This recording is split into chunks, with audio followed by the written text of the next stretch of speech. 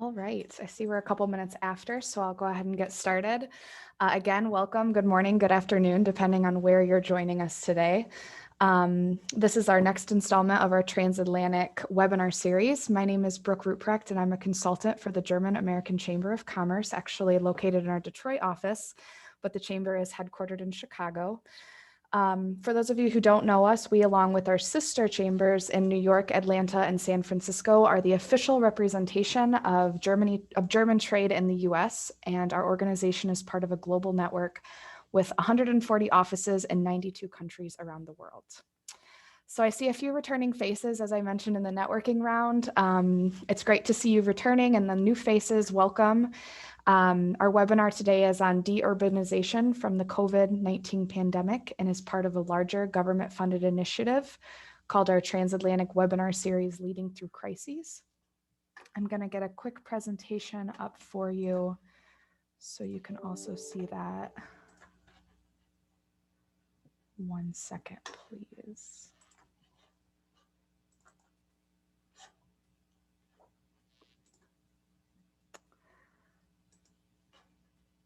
Right. Are you able to see the screen? Hopefully. Yeah. Yep. Okay. Just presentation mode. Go down here. All right. Perfect. So our series, last month we observed the supply chain shocks, and in February we observed the digitalization of sales models as a result from the travel ban. Like I said, today we'll observe the de-urbanization in cities in Germany and in the US. And here's a quick look at some topics coming up in the future. In May, we'll observe crisis management, learning from Germany's Kurzarbeit. June, we'll discuss the startup scene during COVID-19. July, we'll look into new business models during crisis, so leisure activities, how those have changed. And then in September, the acceleration of e-commerce. This series aims at exploring transatlantic trade topics disrupted from the COVID-19 pandemic and finding solutions to overcome the challenges stronger together. And this program is funded by the German Federal Ministry of Economic Affairs and Energy. Just a few housekeeping rules to get started. Please mute yourself during the presentations. We have some really great speakers coming up, and in order to avoid background noise and help limit their disruption, please keep your microphone on mute. You can unmute yourself in the Q&A session at the end. We'll do a quick panel, 20 minutes. So if you would like to ask a question, please feel free, or you can drop it into the chat box if you would rather do it that way. Like I said, share your questions and comment through the chat. You can either send it to me privately or to everybody in the group, as well as or to our speakers. On the top right of your screen, you can switch between speaker view and gallery view. This might be a little bit easier once we do start with the presentations, of course, to keep an eye on who's speaking. It's 2021. I think we're all familiar with the Zoom platform and how virtual events work. But if you have any questions or having any issues, as I mentioned in the networking round, my colleague GACC Midwest is on today to help with any technical difficulties.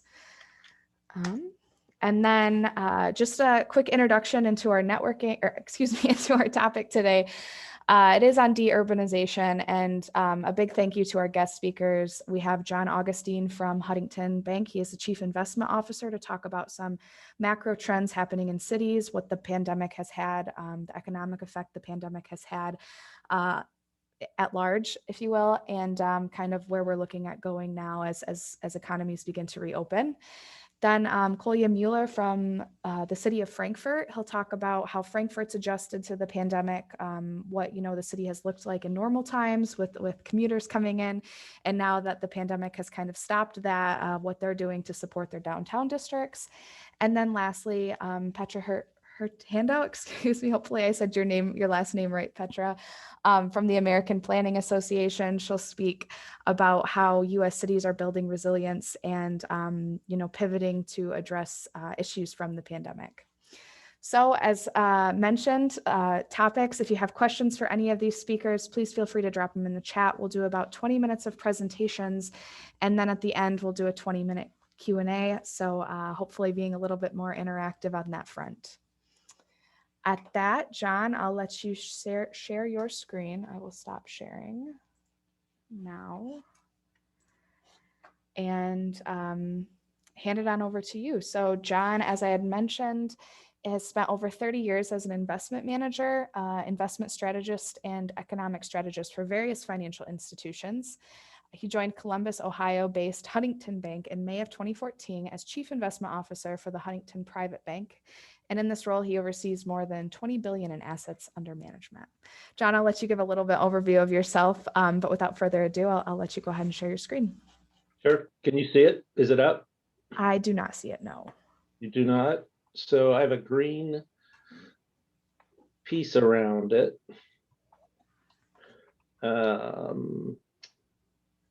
I'm not sure what else. I can share it for you if you want. Yeah, I have it. It's got the lights around it. Not a worry. Let me share. Let me share. See if it works now. There you go. Yep, there you go. Okay. It's looking good. Thanks. Thanks, everybody. Good morning or good afternoon, where you are. As mentioned, as Brooke mentioned, we're in the, if you're not familiar with Huntington, this is where Huntington is. So Great Lakes region, Chicago is one of our larger, obviously our largest city in this region where our footprint is.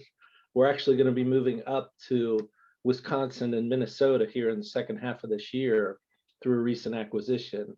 So we pay a lot of attention to Great Lakes trends, Midwest trends.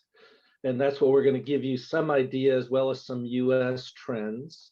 And then around obviously de-urbanization from COVID-19.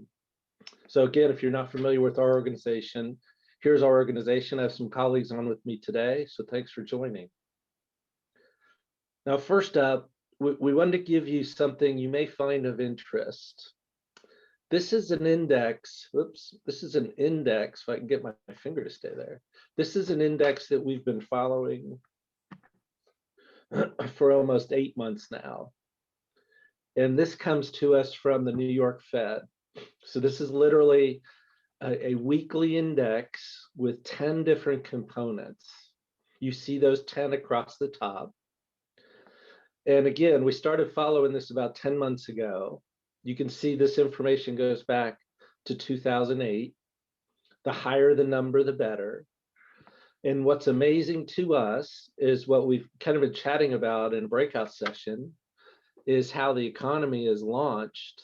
It really started to launch and open in the month of March and continues to do so here early in the month of April. So again, this index only goes back to 2008, but that reading you see there of 7.59, again, it's an index with 10 components. We've never seen a reading that high before. There is truly a launch in the US economy actually causing shortages and production bottlenecks is what we're seeing and what we're hearing from businesses now more than anything else. So it happened very quickly. There was a deep freeze in the US Midwest, really the center part of the country moving eastward for 2 weeks in February. And then everybody seemed to come back out in March. Things seemed to open. The vaccine tamped down the virus noticeably, and away we go, according to this chart. Now, our group, we're a $20 billion group. I've been in this business, I'm fortunate to be in this business for over 30 years now. We keep this list of trends we see. So this list of trends is actually 3 months old. You can see these here. I'm not going to go through all of them in the interest of time, but we highlighted the one most attached to this meeting, that large cities in the US are going to have a challenge ahead of them, bringing people back. They're going to have to make a case for that. Now, in our region specifically, as well as small business is noted also in that highlighted number 9 bullet point there, that small business is not part of this conversation today, but small business has taken a big hit. It's more or less been piled on, in our view, in the US for the past year. They also have a ways to go to come back. What is interesting, we're hearing more about this on the East Coast, though, is that small business closing in the city centers are opening back up in the suburbs. they're looking to open back up. They're literally closing their shops downtown and opening back up in the suburbs. And some of our colleagues in Chicago report the same as well. So we just wanted to point out to you, this has been a trend on our mind really since late last year for big cities, for small business, as well as these other items. And as Brooke said, we can talk about any of these other items that you would like when we get to the Q&A session. Now let's talk about de-urbanization. So our region, we feature Chicago.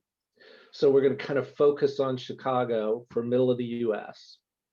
First, we thought we'd give you kind of a national view. It's something you all know. There's been movement to the more rural areas of the country.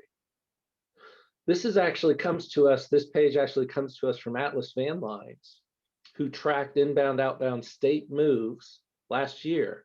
So you can see highlighted in yellow, this tracks their inbound, outbound activity January 1st last year to December 11th. And no surprise here, people were moving to the more rural areas. Idaho, you can see it here, North Carolina, Maine, etc. They were coming out of, no surprise, New York, Illinois, New Jersey. We're not quite sure why Louisiana and West Virginia are on there. And by the way, California was number 7 as an outbound state. They didn't make this list of the top 5, but they were number 7 as an outbound state. So it's a trend. We're just articulating or visualizing a trend we probably already knew for those of us in the States. We thought this was an interesting view of it from the private sector. Now, again, to focus on Chicago, which is in our region, our footprint, we thought you might find this of interest. Again, this kind of visualizes what we already know. So this is a regression chart. The blue line is the city of Chicago. The red line is Chicagoland. Chicagoland extends from Indiana to Wisconsin. So it's the MSA, it's multiple counties.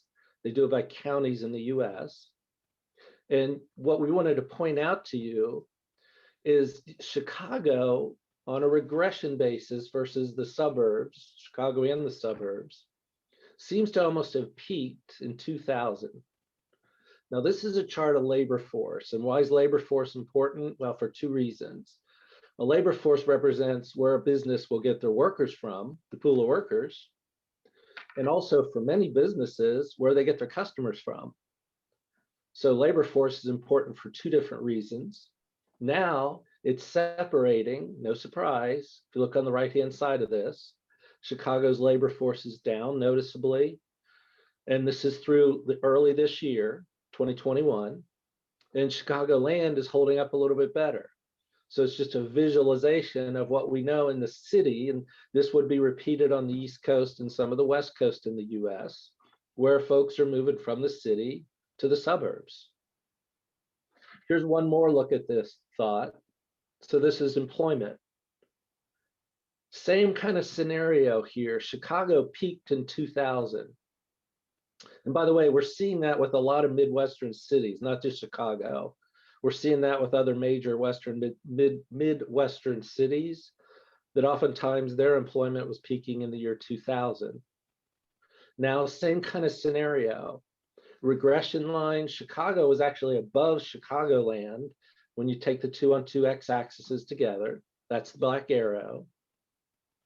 But really, since then, it's been a move to the suburbs. And now that move is probably likely going to accelerate, we would suggest, with more employment moving to Chicagoland versus Chicago. We'll see. We don't know the outcome yet, but you see the bracket at the right-hand side of this. So this is just one city. It's something we focus on because it's a big part of our operation in the Midwest. The same kind of scenarios are happening on the coasts. It's not so much happening in Detroit or other cities that we're seeing to this extent, but we want to point out Chicago to you nevertheless.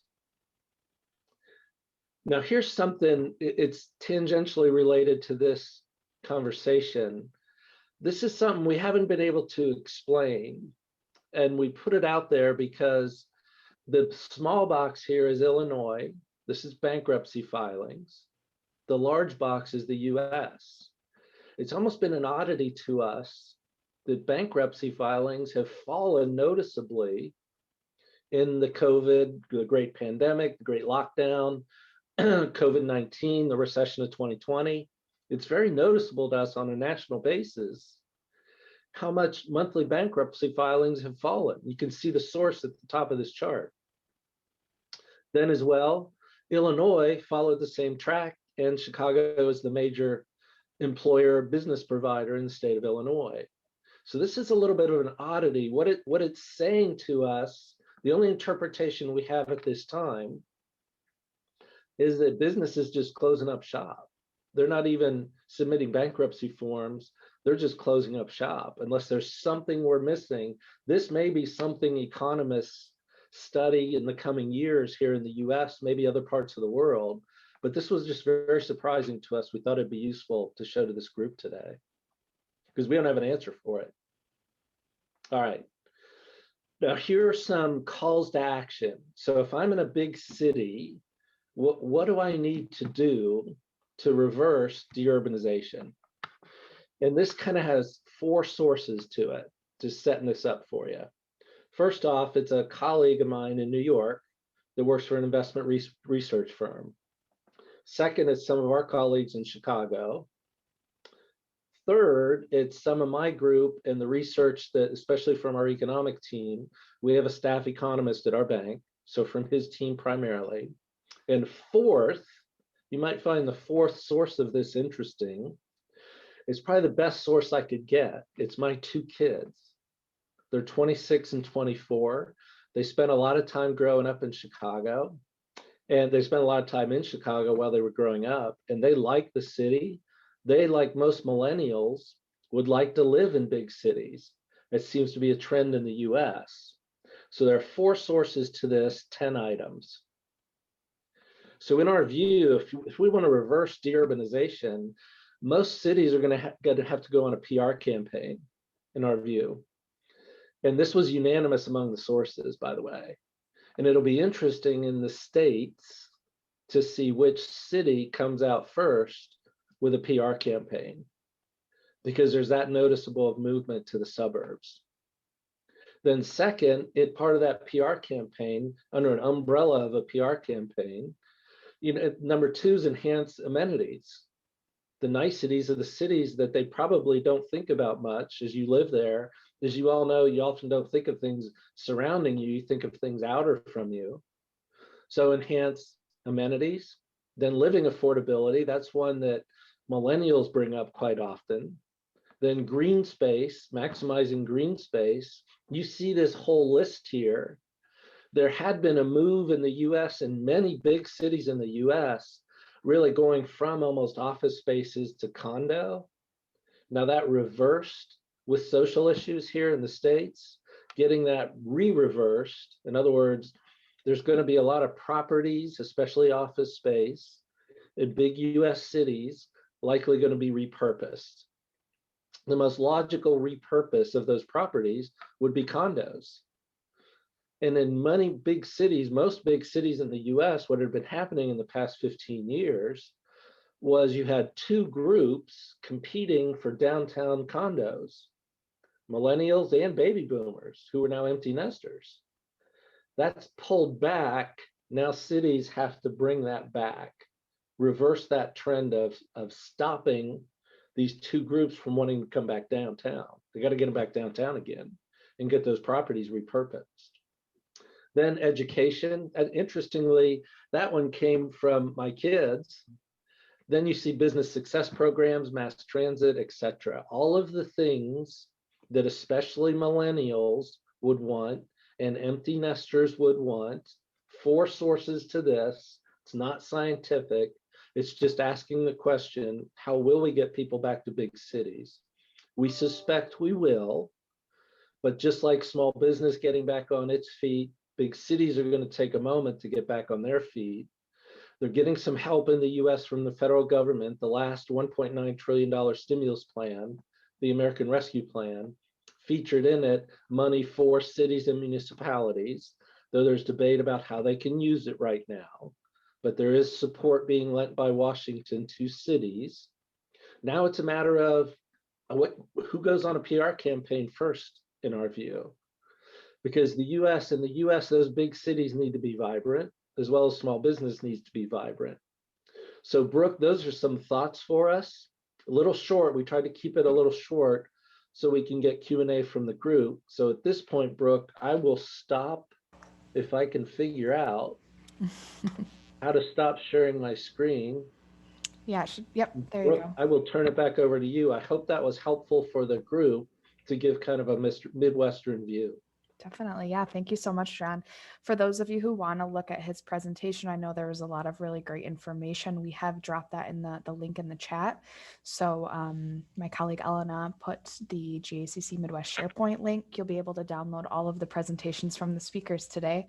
If you do have a question, feel free also to either unmute yourself and ask now or put it in the chat function and I'll address it.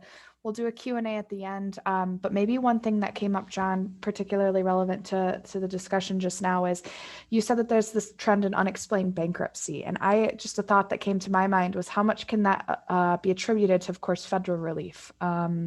Is that something that maybe explains partially the reason why there's been limited bankruptcy numbers is because there's been so many bailouts and maybe how has that been different?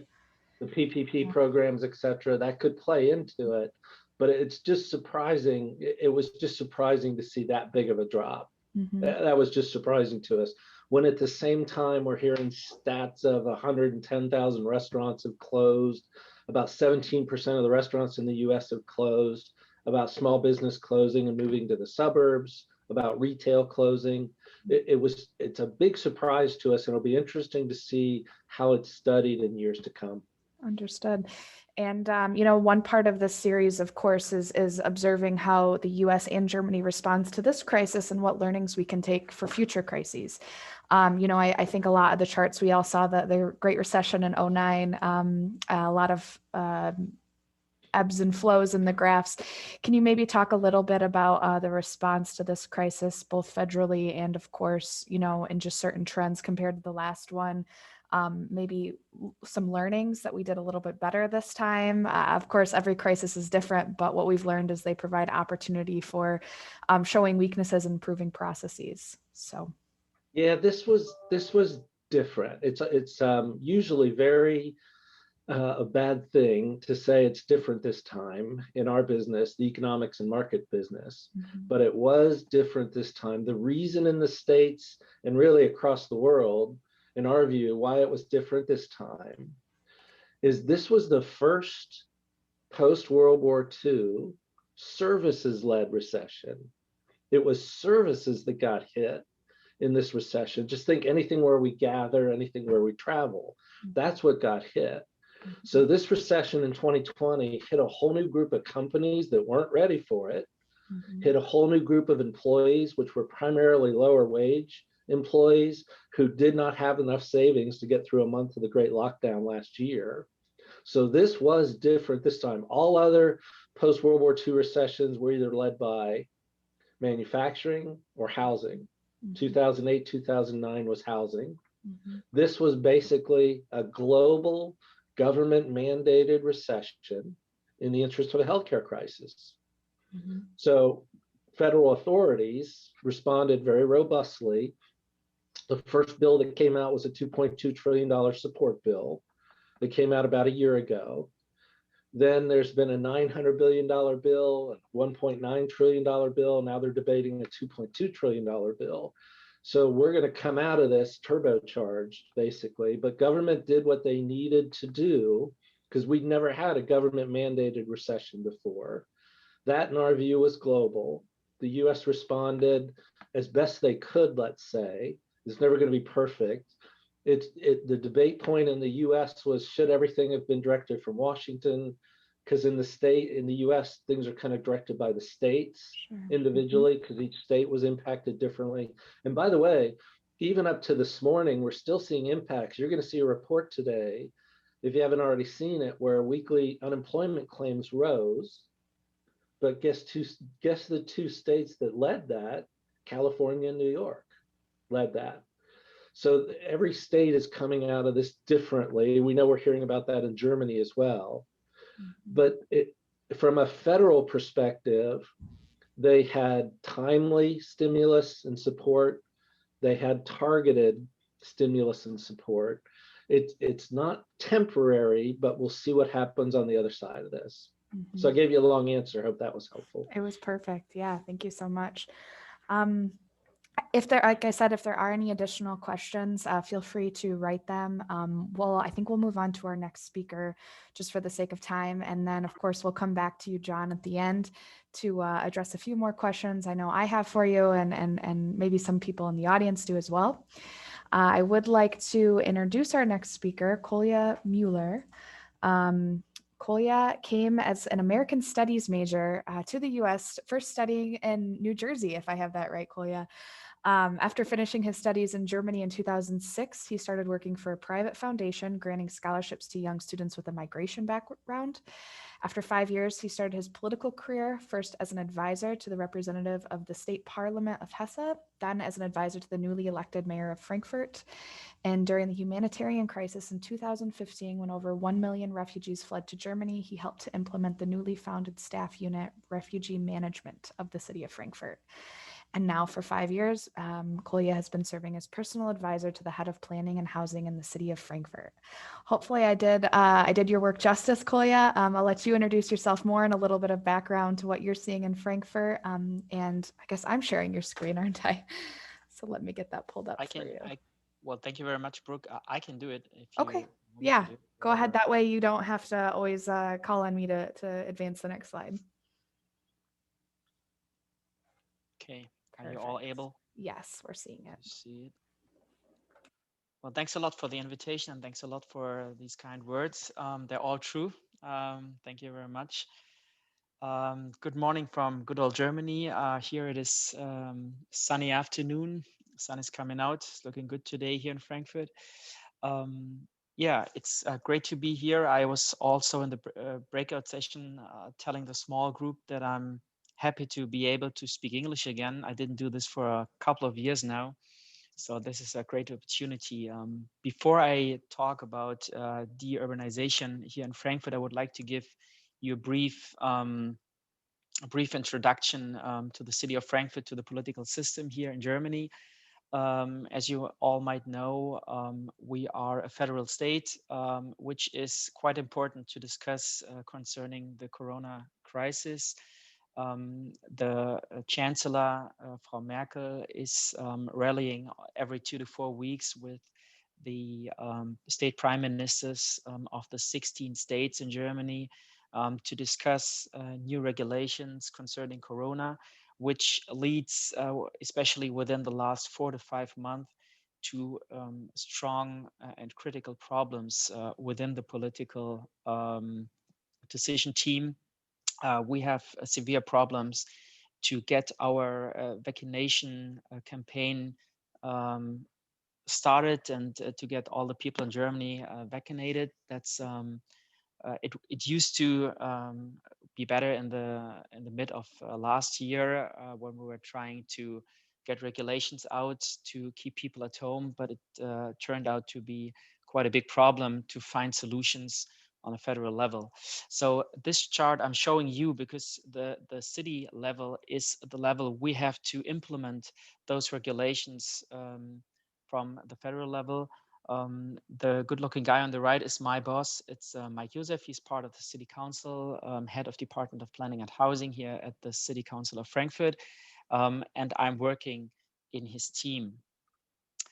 Just to give you a couple information about the city of Frankfurt, there are 2 cities of Frankfurt in Germany. Actually, I don't know if you knew this fact. I'm obviously from the city of Frankfurt am Main, which is the bigger Frankfurt in Germany. We're the 5th biggest city considering population, but only the 44th biggest city considering surface. That's very important in order to understand our limits in order to do development here in the city of Frankfurt. We have a high percentage of agricultural land in the south of the city. We have the 4th biggest airport in Europe in the south of the city. So city development has natural limits in Frankfurt. The actual population in Frankfurt is around 760,000. Within the last 12 years, the city grew by around 110, 115,000 people. So you can see Frankfurt is a fast developing city. And just to give you a quick overview to some social insights, some social to the social status of the people here, I would like to draw your attention to two figures. First of all, we have 43% of our households who have a monthly net income under 2,000 euros. And secondly, we are a one-person household city. Around 55% of our households are single households, which makes it even more difficult to find proper apartments at the market here. Housing requirements are quite interesting here in Frankfurt. We have a lack of housing units in Frankfurt by around 40,000. That's a lot. We have around 49% of the households with an entitlement for social housing, which shows you the problems we have as politics, as the decision makers here in Frankfurt, to organize sufficient housing.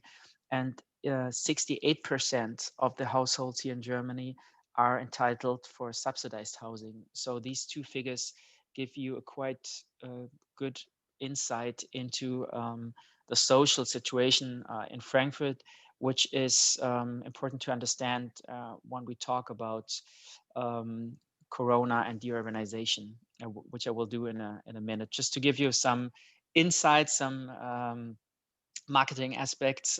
John was talking about PR campaigns. I think Frankfurt is a rather nice city. This is the River Main skyline in the back. We have the shopping district on the right, the so-called Zeil, one of the central and most important shopping districts of the Rhine-Main area.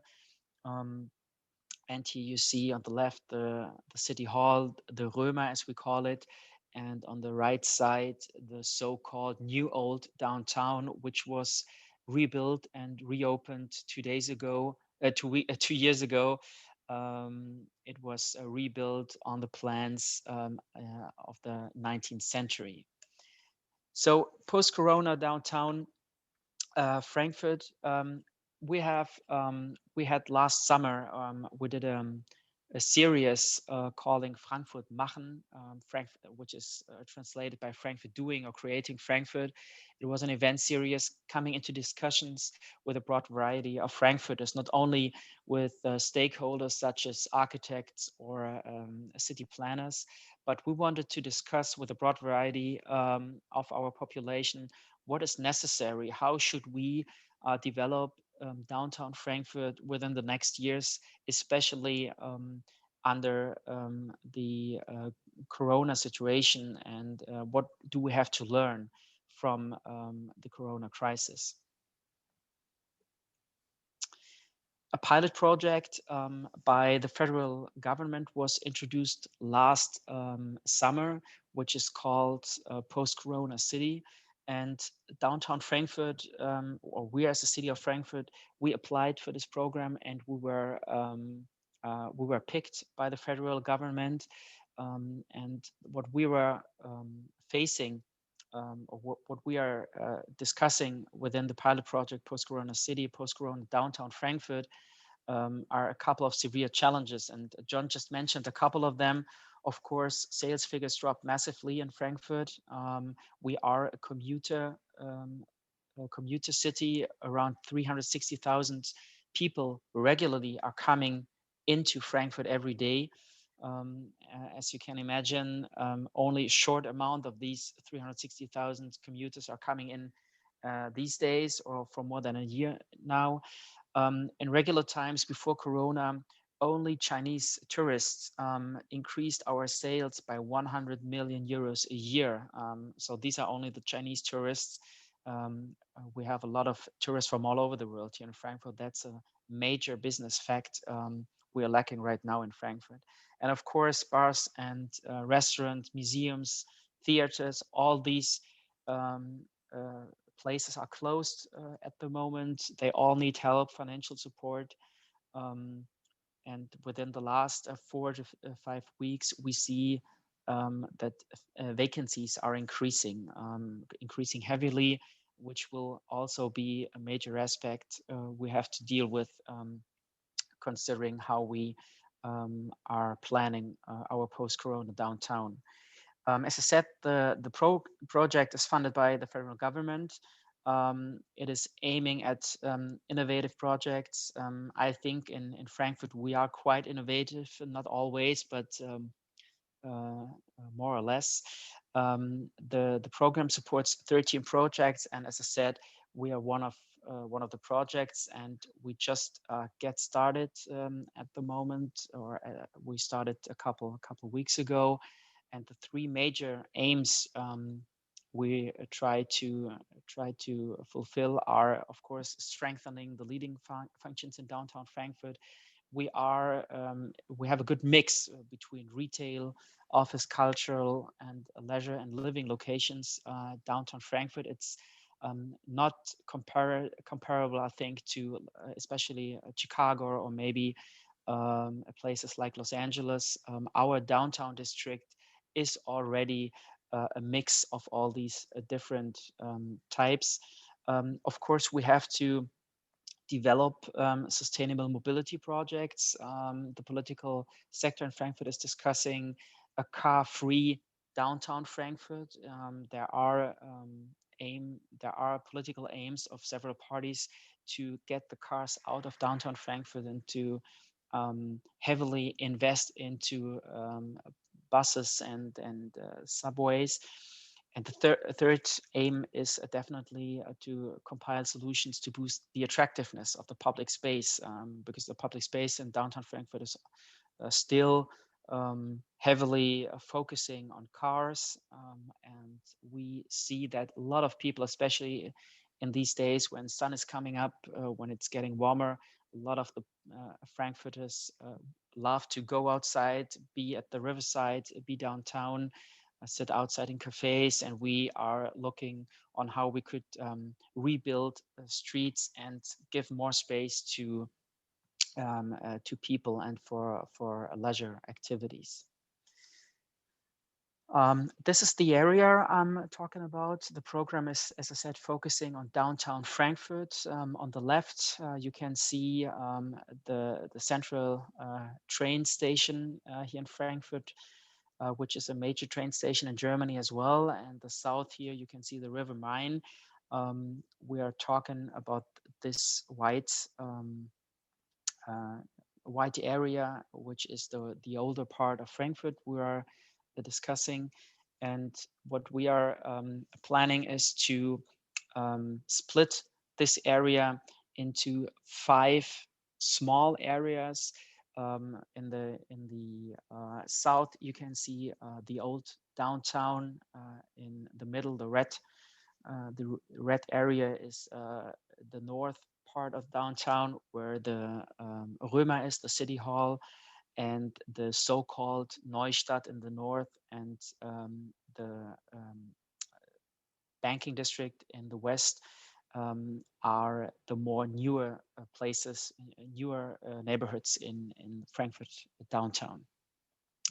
This is the timetable for our project. There is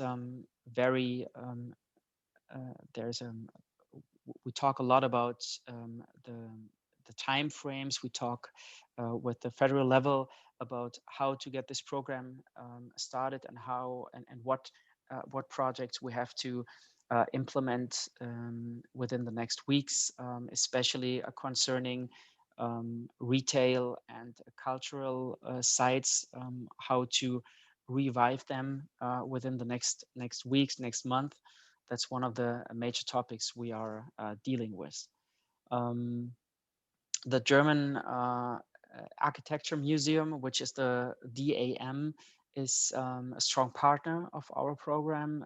We have a strong expertise here in Frankfurt with the DAM, and it's the first of its kind in Germany, the only of its kind in Germany. So we have a good infrastructure here in Germany. Well, that was a quick overview.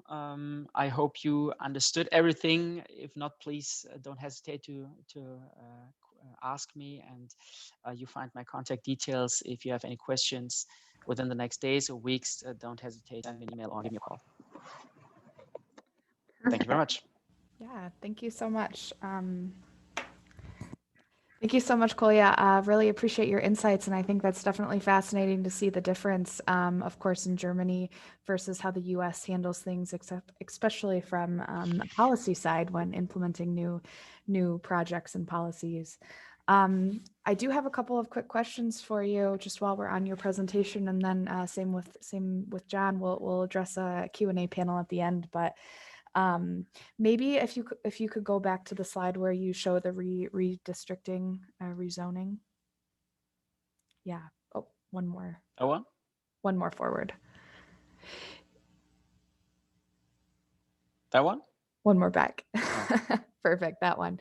I have a question on the different zones in Frankfurt. You know, how you have decided to kind of spread the downtown district out, what the thinking behind that process is, you know, if you will eventually, you know, go to like a more mix of an urban, like a hybrid scenario, whether the residential and downtown districts, especially if, you know, the work from home policy continues.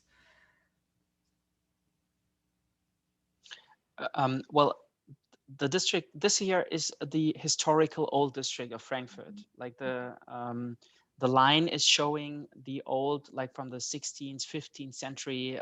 That was the old part of Frankfurt, and this is the downtown district. It is already a hybrid district. We have everything in here. We don't. We have apartments here. We have a lot of people work there. We have leisure activities such as the opera house, theaters. So it is already hybrid. The probably more interesting part is on the west side of this is the financial district. That's a district that is quite only focusing on jobs, and we have to rethink this part because some of the financial districts, some parts of the financial districts used to be living districts until the 1960s, 1970s, and we had severe problems in Frankfurt during this time. People were getting into houses. Hausbesetzungen, I like the English word, so somebody probably can translate that quickly. But we are thinking about how can we reorganize downtown, especially concerning the traffic, especially concerning sustainable mobility. That's one of the major aspects we're looking here. And I know you talked a little bit about how the structure is set up, so the discussions happen on the federal level.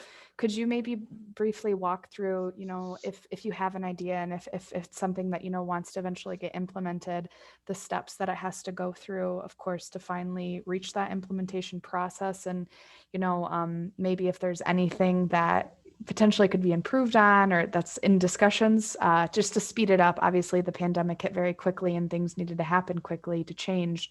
Maybe you can talk about the process of implementing new policies. Well, due to our history in Germany, we are a federal state, and that's good. But in this crisis, especially from the point of view from today, the second part of the crisis, so starting in August, September last year, the federal system showed that there are a lot of varying different interests lying in the system. And the US shows at the moment that it might be, in this case, better to have like a strong government, a central government who is dealing with a crisis.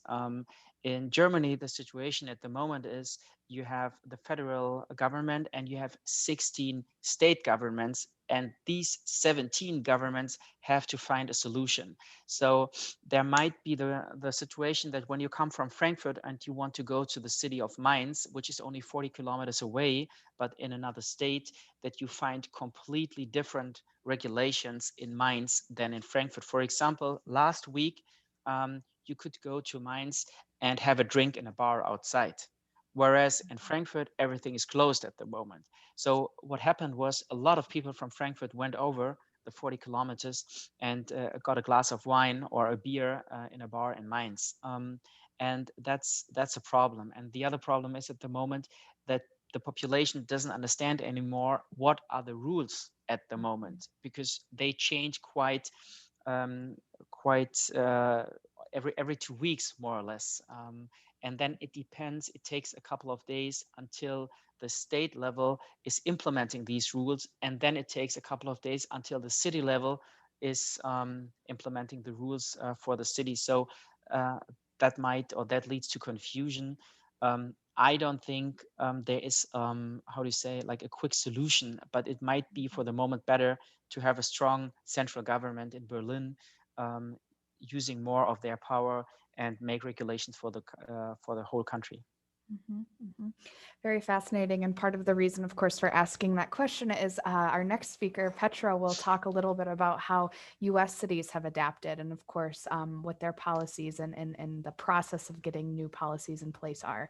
So I think that leads us really well into Petra's Petra's presentation.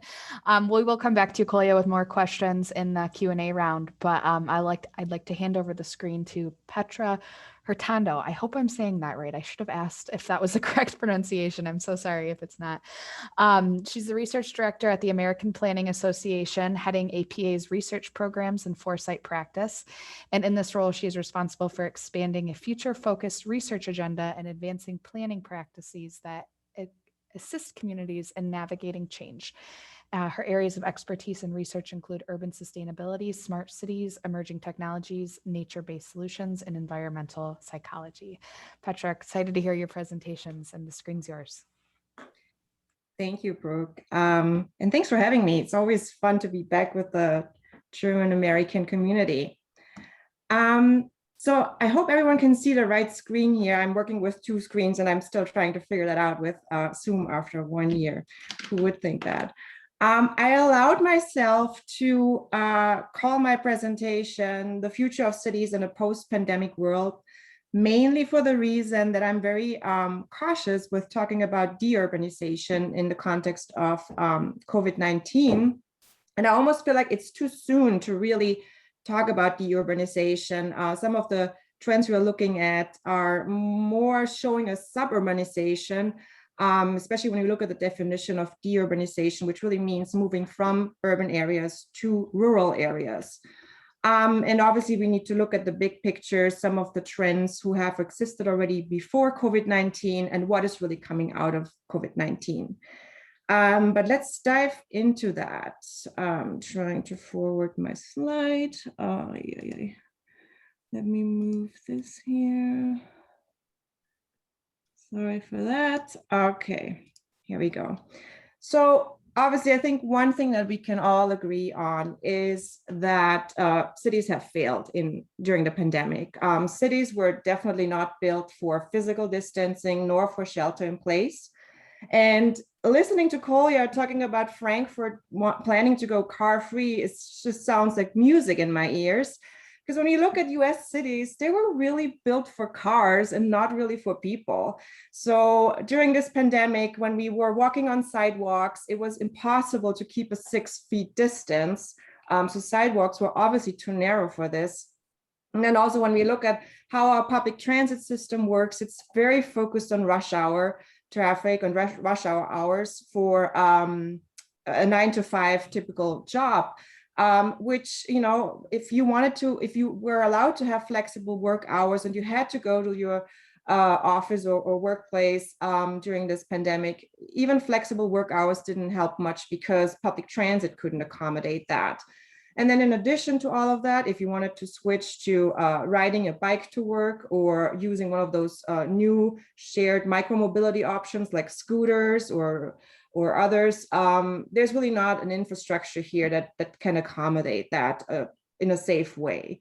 In addition to all of that, during this pandemic, COVID-19 definitely elevated the value of green space in our cities and also public space.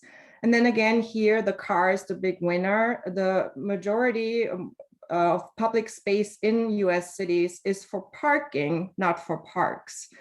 Now, during the shelter in place time, 60% of the destinations of all US trips were parks. So people obviously were seeking green space for physical and mental health reasons, just to get out of their house. And right now, more than 100 million people in the US still live more than 10 minutes walk from a park, which is kind of like the psychological boundary, the psychological limit of actually going to a park. So everything over 10 minutes makes you think, oh, well, maybe I'm not going to go. So obviously, some cities found some solutions, some temporary, some permanent.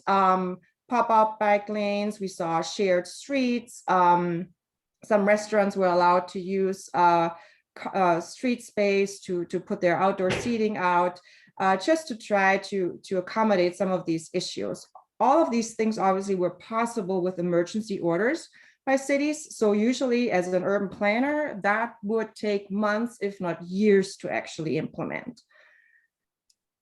And the big question, and that's going to be the theme throughout the presentation, what are temporary fixes and what are permanent solutions?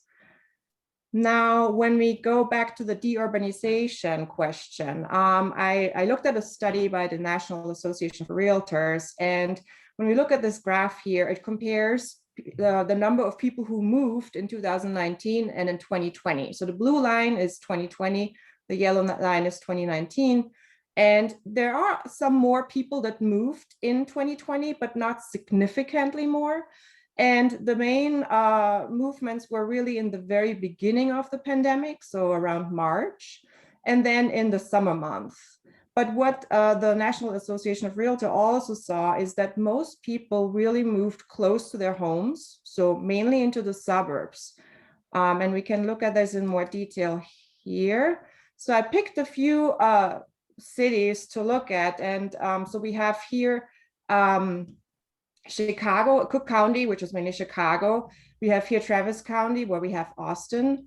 We have New York County or Manhattan, and San Francisco. And so the outflows from all of these counties with these big cities are mainly into the suburban counties. So people from Chicago moved to Lake Illinois, to DuPage, to Will County, which are all suburban counties within the Chicago metro region. Same in Austin, people moved to Williamson, to Hayes and Bastrop, which are all neighboring counties, and same situation, Manhattan, where people moved to Brooklyn and Staten Island, I think. And then San Francisco also, mainly suburban outflows. So it's really more suburbanization, not so much de-urbanization if we look at the big picture. Now I picked some random cities here also to look at some historic trends, because obviously we're talking about de-urbanization or suburbanization in the context of COVID-19. But when we look here at the numbers of Chicago has been dealing with a declining population for a long time. So this is not new for Chicago, while the metro area in Chicago has been increasing. So this suburban trend in Chicago is something that's been here for a long time. Similar, when we look at San Francisco, it was not COVID where the outflows started. The outflows started around 2017, 18. And the main reason why people are leaving San Francisco is really because we have skyrocketing housing prices. There's an extreme housing shortage, and people just simply can't afford anymore to live in San Francisco. And then when we look at where people are moving to from San Francisco, they mainly go to other cities like Seattle, Austin, Chicago, New York. So that's why I'm very cautious about talking about de-urbanization. It's maybe more like a re-urbanization or restructuring of where people go. Looking at why people moved in 2020, also very interesting study by a Pew Research Center. Apparently, from in the first few months when people moved, only 15% actually moved because of COVID-19. And the reasons that were connected with COVID-19 were because they lost their job, so they couldn't afford their rent anymore. 33 of those 15% wanted to shelter in place with friends and family. And then 24% just didn't feel safe where they were from those 15%. Now, the majority of the people who moved because of COVID-19 were between 18 and 29 years old. And that obviously gets us to the point of like, obviously colleges were closing. We all did online schooling. And so there was no campus housing available. So a lot of these 18 to 29-year-olds just moved back in with their parents, which might be living in the suburbs.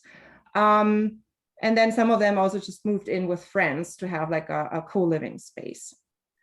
All of these things, again, the question, what is temporary, what is permanent? Some people might have just done this now as an interim solution, and once we all vaccinated and it's safe to come back, they might come back. We don't know though. So the fun part of being an urban planner right now is that the future is really more unknowable than ever before. Everyone wishes we would have a crystal ball we could just look into and make sense of everything that's going on. But one thing that we can definitely agree on is that COVID-19 has turned cities upside down. But on top of all of that, we really have this theme of the only constant is accelerating change. We're not just looking at a pandemic, we're also looking at a time of extreme acceleration when it comes to technological innovation. We are still dealing with climate change, and we obviously have a lot of societal shifts to take care of. And so the big question is really, if COVID-19 was just a rehearsal for what's to come and a wake-up call, that we don't only have one curve we need to flatten, there's several curves we have to flatten. There's a climate change curve, there's a social inequality curve, and now we're also dealing with an economic downturn. So multiple curves we need to flatten here. Now, as planners, we love to look at things holistically. So when we look at the future of cities, plainly looking at COVID-19 impacts wouldn't be enough. There have already been existing challenges that we need to include in this conversation, and there's external drivers of change and future trends that we also need to look at. And all of this together will help us create different plausible and potential future scenarios that we need to look at when we make plans for the future of cities. So let's start with the COVID-related challenges. And some of these things can really result in a paradigm shift in how we use urban space. So the classic example, everyone has gone through this. We're all working remotely. So what's really the future of work? Now, working remotely is not a new thing. It's been a trend for a long time, but obviously it got accelerated with COVID-19. And it really looks like when we look at some of the studies and surveys that are out there, that this trend might continue. It might go back a little bit to some sort of what it used to be, but most companies might really aim at a hybrid between remote work and office space, because obviously companies find out that they can save a lot of money on office lease. So that might have bigger impacts on the future of land use planning. When we work from home and we live at home and we play at home, we create this live, work, play in one place situation. Obviously, and John mentioned that, and Colia also mentioned that, what's going to happen to the central business district, what's going to happen to the downtown area. And it might really become obsolete to have that downtown area. If everyone is working from their neighborhood, the trend might go into the direction of creating these decentralized mixed use pocket cities within a city, where you have your live, work, play in one place. Obviously, there is a lot of things that those cities in the city still need. So right now, there's a lot of residential neighborhoods that don't have the amenities that you used to have in your downtown area. So if you want your takeout coffee or your takeout lunch, if you want to go to the gym during your lunch break, if you want to do your groceries that you usually did, your grocery shopping that you usually did on the way home from work, well, now you are working from home. So you need all of these amenities in your neighborhood. And then, of course, the question, what's going to happen to downtown and the central business district? Related to that, obviously related to the trend of digitalization, is the question of the future of retail. Online shopping is also not a new thing. It's been a trend for 20 years, and it got accelerated with COVID as well. We about five years that it got shifted through this pandemic. Now, obviously, this also results in obsolete retail space in Main Street, downtown areas, and other places. But there's also the discussion from some of these e-commerce giants about a 20-minute delivery. So Amazon moved very quickly from five-day delivery to one-day delivery, and now it's the 20-minute delivery. So that also means that the fulfillment centers need to move closer to the customer. And it looks like we have some obsolete space that we can use for that in the future. One other scenario that I find very interesting to look at as well is during this pandemic, millions of new businesses were founded. And so most of them are online based right now, but with retail space rents probably going down in these areas, some of these new businesses might actually be able to create their own stores now. There's also funding out for small businesses right now. So that's actually an opportunity to revitalize Main Street with local businesses. So we might see a whole new way how Main Street will look like in the future.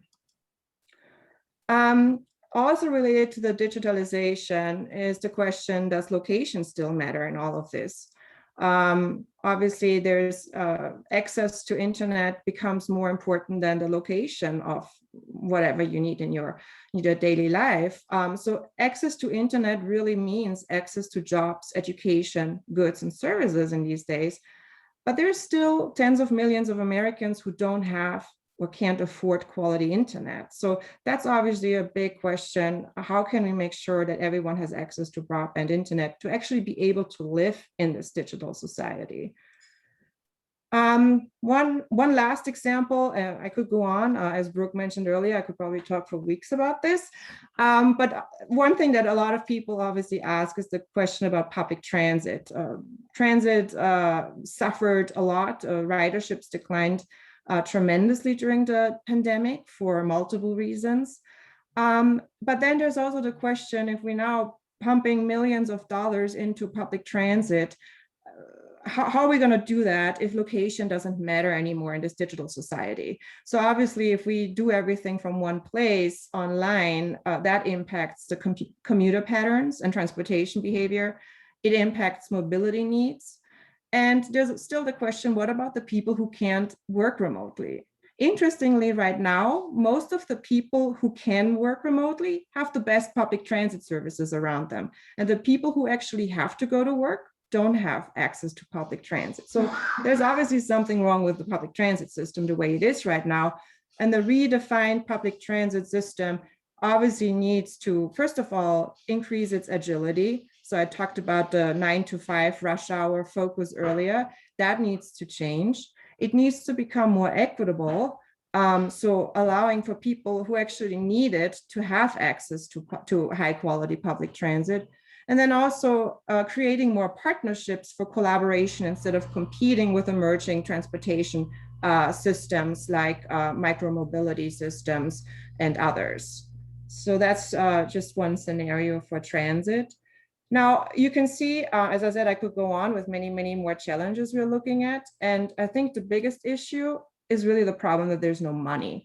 So, and I think John mentioned the American Rescue Plan, and there's also a $2 trillion infrastructure plan in the works. So obviously there's big hopes that some of that money will trickle down to the communities. There have been some issue with the CARES Act. So some communities didn't get any money at all. But obviously we are hoping that some of that federal stimulus will help to solve some of these challenges we are seeing.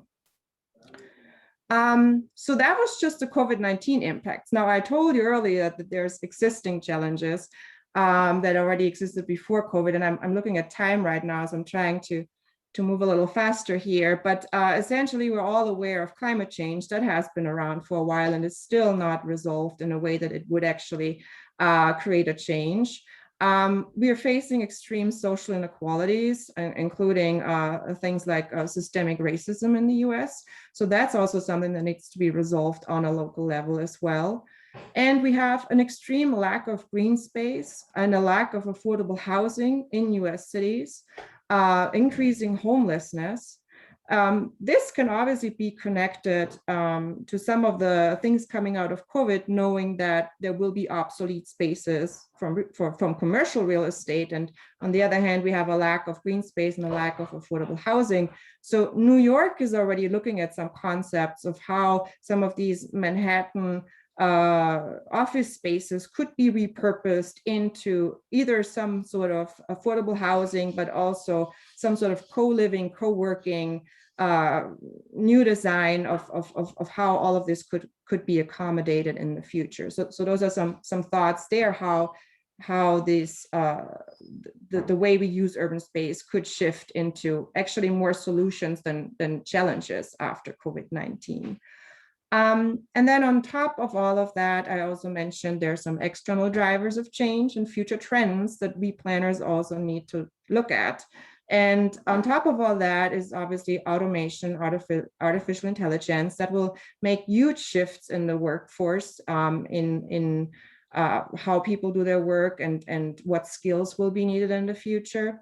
There's also emerging transportation systems on the horizon. Autonomous vehicles have been in the news a lot. No one really knows when they will really get on the road, but planners obviously need to start preparing for that scenario.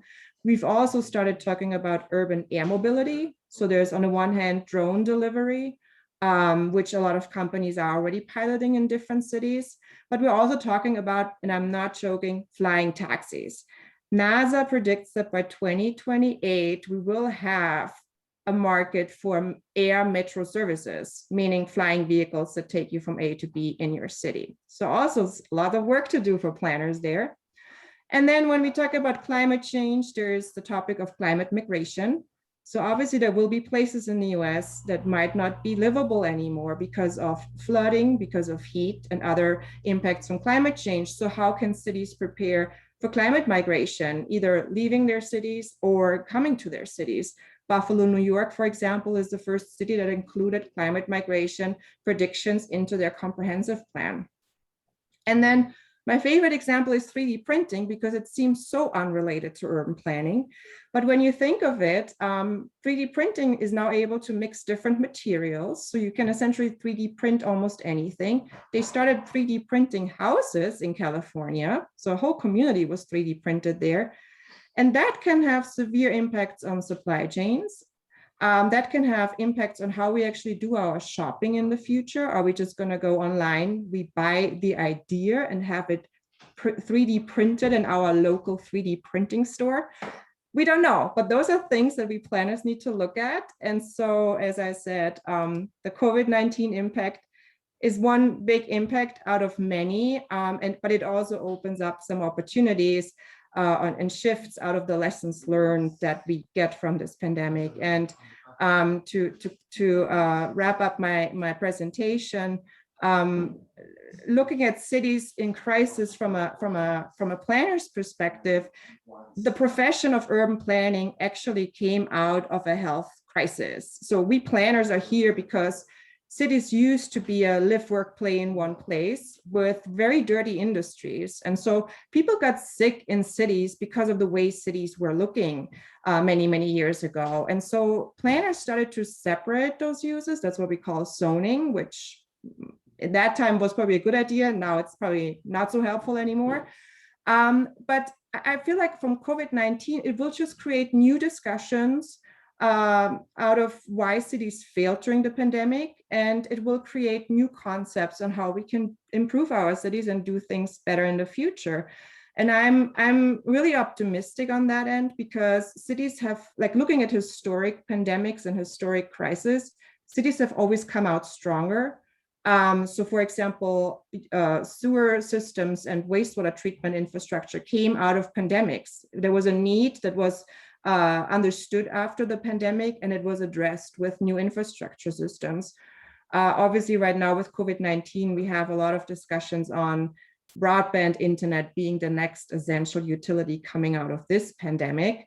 But obviously that's only one topic and one lesson learned out of many. And yeah, with that, I'm going to stop here. And obviously, I'm happy to answer any questions. Perfect. Thank you so much, Petra. Yeah, I think you said it best when you said, you could go on for probably weeks about this topic, and it showed in the presentation how many different variables there are to consider, not just for the COVID-19 pandemic, but of course, other issues happening in cities. So thank you for that overall approach from a planner perspective. One question that came up would be if you have a few examples maybe that you could give off the top of your head of some cities that have innovated or maybe have addressed this pandemic, what they've done, maybe, yeah, that other cities could learn from going forward. Yeah, I think really almost every city realized how, linear some of the processes are we usually use in planning. And some cities stuck out just because they immediately pivoted and realized, okay, we need to change this and we need to use COVID as an opportunity to make permanent change happening. My favorite example is really Seattle, because they've always been very forward thinking in many ways, but they are really the first ones to announce that more than 20 miles of their streets are going to be permanent shared streets now. Now, in the Seattle case, a lot of the plans and ideas for that already existed before COVID, and COVID was just really the time where it's like, okay, now let's really do it. So they had all the data already available of what are the streets where this makes sense. They already had the communication going with the communities where all of that was happening. So they were already prepared. And then when COVID hit, they're like, okay, now it's happening. So that's obviously a good coincidence. But it also showed us for planning that, we really need to be better with future literacy and creating multiple future scenarios. So when disruption happens, we can, in an agile way, adjust and don't have to change processes from the beginning and start from scratch and then not knowing what to do. And so in a lot of places, all of these temporary solutions, be it for shared streets or restaurant gardens or whatever it was, they start discussing now, well, should we do this permanent now, or what are we going to do? And this is going to take forever to get decided and get through planning commission and other entities. So yeah, it's Seattle is definitely a city where we can learn a lot from in terms of agility and finding the right concepts in the right time. Yeah. It's so great also to have your perspective, having, multiple cities in the US and an overview on what they've done, and also having Colia on. Maybe that can kind of lead into our panel discussion now. So one thing that I would have for, I guess, you, Petra, and you, Colia, is how cities can build agility. So, Petra, you said that COVID-19 is maybe a wake-up call for cities, figuring out, what can we do in other crises? What can we learn from this crisis?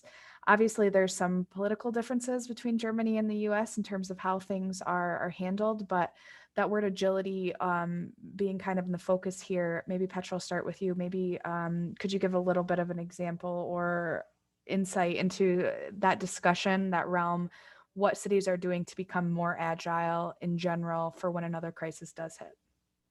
Yeah, so obviously, most of the decisions are very much depending on the political will. So political will is always number one importance when you want to make changes in a city. But from a planner's perspective and the tools and methodologies that we have available, one thing that's really helpful to create agility is scenario planning. So really creating multiple future scenarios, including all of these different challenges. So including the things that come out from COVID, including future trends that we don't know yet when they're going to hit, but they will hit at some point, and creating all these different scenarios and creating solutions for those scenarios. And then whichever way future approaches, you have the recipe ready for what's coming. And then you can quickly adapt, adjust, and make the changes that are needed without having to start from scratch with, oh my God, now we have flying taxis. What are we going to do? And we had those disruptions with things like transportation network companies like Uber and Lyft. They didn't come out of nowhere. And if planners had been part of those conversations and had included those transportation systems in their plans, then the disruption would have probably not been as extreme as it was. Yeah, so definitely understanding the possibility of different scenarios and planning for it. Kolja, I would love to hear what Frankfurt has thought, especially as some of these, trends that Petra's already mentioned, 3D printing, AVs, UAVs. Yeah, what Frankfurt's really thinking along those lines. Well, as I tried to point out for us here in Frankfurt, the view of having a mix of functions is essential. I know that a lot of downtown areas in the States of American cities look differently to German cities or to Austrian cities maybe. And the mixture here in Frankfurt is already there. And what we figured within the last 12, 13, 14 months is that we have to strengthen not only public space, but that also we have to look at this crisis as a social crisis or an unsocial crisis, rather to say. Everybody is talking about climate change, which is a very important topic. And in Germany, if you read the newspapers, if you watch the news, it seems that there is no other topic. But there are already studies showing that this crisis is also strengthening social inequality. And as Petra mentioned from her figures, Frankfurt is also a city of social inequality because house prices are on the rise. They increase for 12, 13 years already. And you can see people who can afford living in the city and a lot of people who have to leave the city. So our perspective on this crisis is not only what to do concerning climate, what to do concerning the work situation, but also to keep in mind and to have a look on people who don't have a lot of money and who need support by the state, by the city. Yeah, no, thank you so much for addressing a couple of those, especially climate change, of course, also being a very large topic that Germany has specifically put a lot of investment and power behind trying to address. Maybe to pivot over to John. John, a question I have for you. You know, a lot of these disruptions are being talked about, as well as, other crises that currently exist, homeless crisis, climate change, things like that. From your perspective, from an economic perspective, what have you guys observed in that realm? Of course, tracking these other crises. How do they impact, of course, do you do different scenarios in cities, once these disruptions hit, any forecasting, any modeling? Just basically giving your line of work, how are you thinking about the future disruptions and what that could mean for cities? So a couple of things, and thanks for the question and thanks for having us, Brooke. So first off, one thing we're noticing, we had a panel of some cities in our region. So we actually had Detroit, Chicago, and Pittsburgh city managers talk about their finances. How's it going?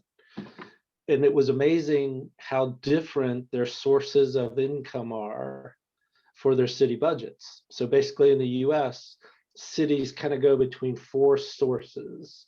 Let's say they have real estate taxes, they have fees, because cities provide a lot of services. They have income taxes if you live there. But in a lot of Midwestern cities, there's a work tax. You have to pay a tax in the city you work. They deduct it from your paycheck. Well, there's a lot of stress around that because none of us were at our work. We were sitting out in the suburbs, not in the cities, for 9 months of last year. So we were surprised at the divergence in city finances. So on the other side of this, we think a lot of cities, counties, potentially some states, although they didn't get hit as hard because they're mostly sales taxes. But we're going to see a lot of changes in, let's say, tax revenues, how they get their revenues. So that's number one. Number two, we are in city centers. So as a bank with branches, we are in city centers and we support small business. So that's the second thing. What are cities going to do to bring back small business? because that's going to be important. As Petra talked about, cities are going to change. I found that slide fascinating, that cities were built for cars, not for people. And that's exactly true. So how will they bring back how will they bring back small business? We're looking at that, number one. And then just kind of tangentially, we're looking at, we were surprised at the divergence in how cities finance themselves. And we're probably going to see some changes on the other side. Perfect. No, I think that really helps bring a macro perspective. Of course, also futuristic and what that means for business and cities. I want to address a question from the audience that got asked earlier, is if you could talk, and of course this question could be a webinar in itself, but if you could talk a little bit about the effect of de-urbanization or suburbanization trend on the real estate market. I know we have a few attendees coming in from that background. Huge topic, could be a webinar in itself. Maybe a couple minutes, John, I'd like to start with you. You know, what are real estate agents or industry really, what are they experiencing? What are they seeing out there? No inventory. There's no inventory. Inventories of homes for sale in the US, national number, is at a record low. And builders can't find land, lumber, or labor. So it's going to be a very interesting spring selling season in the US, because what's all that mean? All that means is prices are going up. Inventory's down, prices up, and there's continued demand because interest rates are remaining low in the US. So it's going to be a very interesting spring selling season in the suburbs. The cities are a little bit different. City centers are different, but in the suburbs, it's going to be a fascinating spring selling season. Very interesting, and I'm sure the attendee that asked that question is probably likely also experiencing some of that. Kolja, maybe that could be also a question. The real estate market in Germany, kind of what you guys are seeing maybe in Frankfurt, of course in the suburbs, but also in the city center. Yeah, well, the real estate market in Frankfurt and the whole Rhine-Main area, the area around the city of Frankfurt, is staying the same up to this day. It only goes up for 12, 13 years. Prices are skyrocketing. If you want to buy, for example, if you want to buy a newly built apartment in Frankfurt, you have to pay for a square meter. That's the price index. You have to pay around 7,000 euros for a square meter. So if you want to have a 50 square meter apartment, that's a lot of money, and most of the people, that's why I showed you the figures of the social and financial status here in Frankfurt. Most of the people in Frankfurt can't afford any of these apartments. Secondly, we have a high percentage of empty apartments in Frankfurt, because new projects that were built within the last 5 to 10 years of condos were bought by people from all around the world. But they never lived in Frankfurt. So we have these apartments, they use the free space, but the people don't live here. So there is no quality for real Frankfurters of these apartments. I would like to make one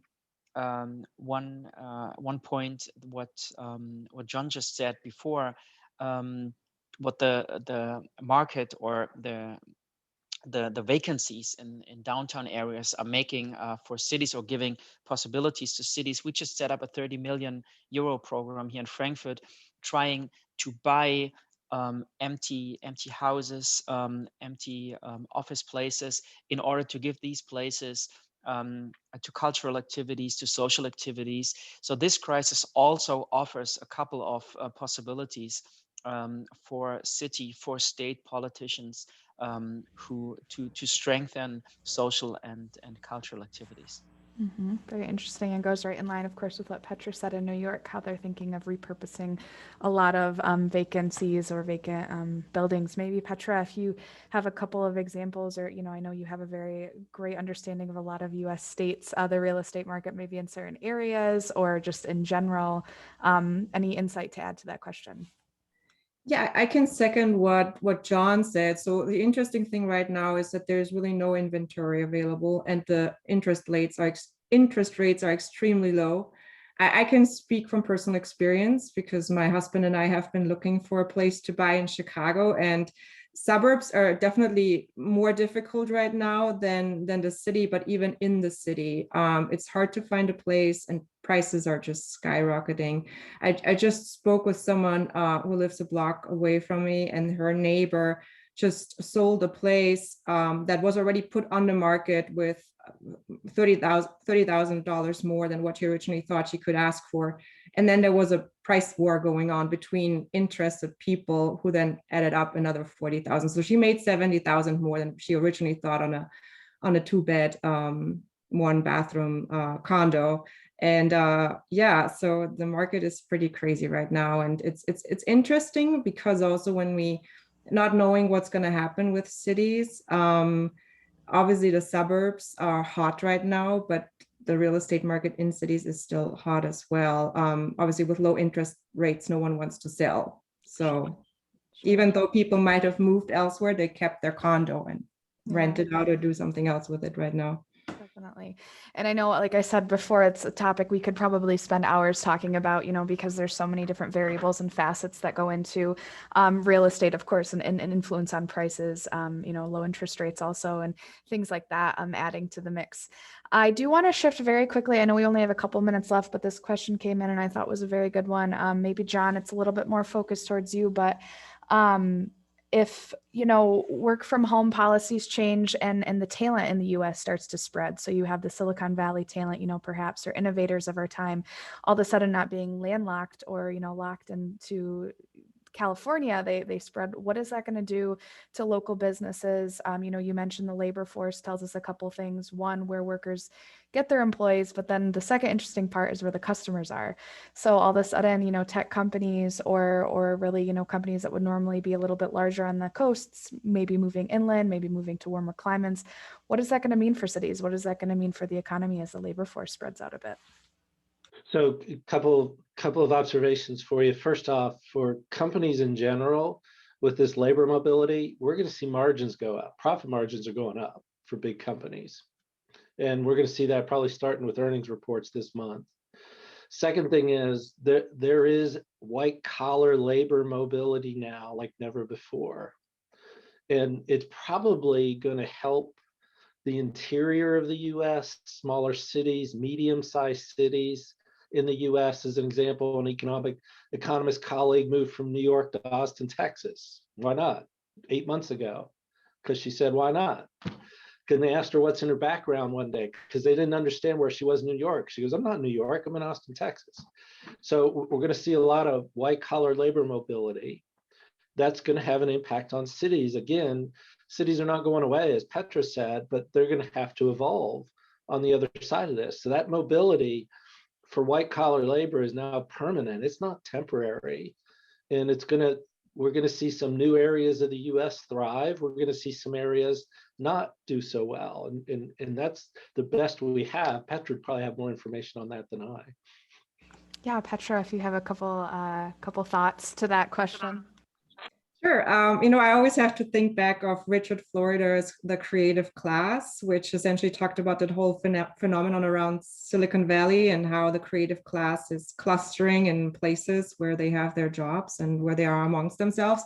Obviously, that's history with a digital society.